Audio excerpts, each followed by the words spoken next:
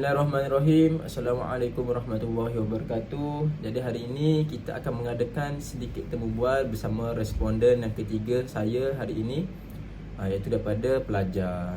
Jadi insyaAllah boleh tak perkenalkan diri dulu, nama, sekolah dan kelas mana dulu? Okey insyaAllah. Waalaikumsalam. Nama saya Sofia. Saya daripada sekolah SKUG daripada kelas 6 Al-Biruni. Okey, Sofia yang nama ya. Okey, jadi Sofia, hari ni saya nak tanya sikit soalan Sofia tentang sekolah. Jadi Sofia ni macam mana dekat sekolah? Okey ke?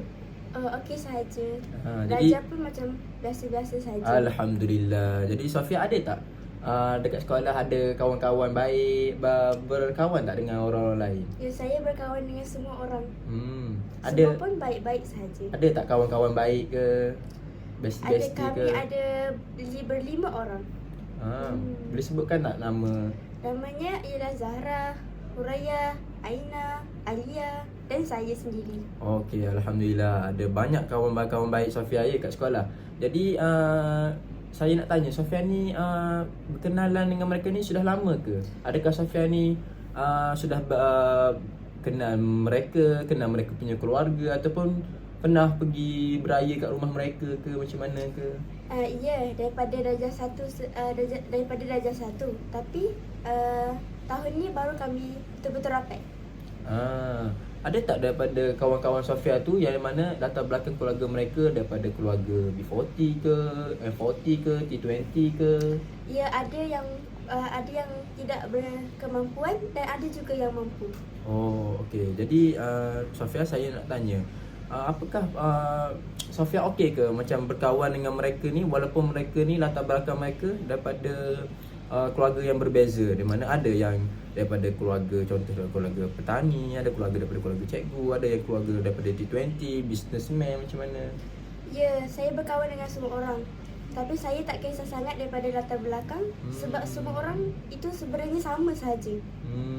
Okey. Maknanya Sofia tidak melihatlah kepada latar belakang itu, tidak membezakan mereka lah. Okey, jadi soalan seterusnya, pernah tak Sofia ni berlaku salah faham di dalam kelas, di mana contohlah ni, situasinya ada pelajar daripada keluarga yang berkemampuan lah. Jadi mereka ni selalunya lengkap lah dia punya peralatan sekolah. Contohnya pensel warna mereka yang mahal-mahal, pensel box mereka yang mahal-mahal. Dan lepas tu bila ada contoh pelajar yang lain yang kurang berkemampuan cuba untuk pinjam barang mereka, berlakulah salah faham dan bergaduh. Pernah tak Sofia mengalami situasi berikut ataupun melihat situasi berikut di sekolah? Ya, pernah. Tapi kadang-kadang sahaja. Kenapa Sofia rasa benda tu berlaku? Patut ke tidak mereka? Kalau contoh Sofia berada di tempat mereka, apa yang Sofia akan buat? Saya akan Contoh Sofia ada pensel warna yang mahal-mahal lah contoh. Lepas tu bila ada kawan yang daripada yang kurang mampu, macam mana cuba untuk meminjam, macam mana? Kalau daripada saya bagi sahaja. Tapi kalau selalu minta tu mungkin saya kurang sedikit. Mungkin sampai ada yang barang-barang saya hilang, rosak. Gitu. Jadi ada pernah berlaku lah juga salah faham ni dekat sekolah. Okey. Jadi macam mana, ada tak di sekolah ni cikgu selalu buat aktiviti berkumpulan, di mana aktiviti berkumpulan tu campur semua murid-murid, ataupun cikgu ni macam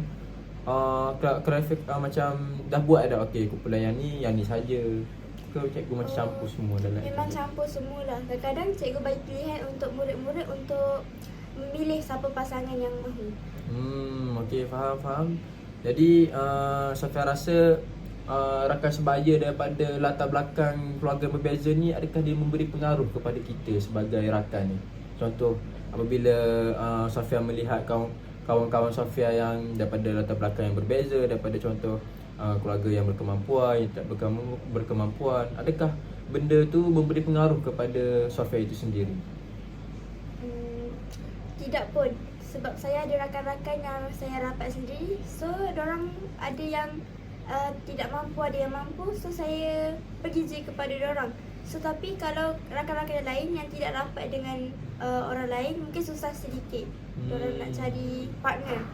Jadi tak ada lah dekat sekolah ni macam okey golongan yang T20 berkawan dengan T20, golongan yang miskin berkawan dengan miskin. Tidak. Tidak berlaku lah semuanya. Maknanya dekat sekolah Sofia ni tidaklah tidaklah melihat kepada latar belakang sosial untuk berkawan. Tapi melihat kepada rapat. Kalau rapat, dia okey je dengan tu. Kalau tak rapat, tak rapat. Faham. Okey, sekian saja hari ini interview kita pada hari ini. Terima kasih sekali lagi kepada Sofia untuk menjadi responden ketiga kita, iaitu daripada pelajar SKUG. Okey, terima kasih. Assalamualaikum.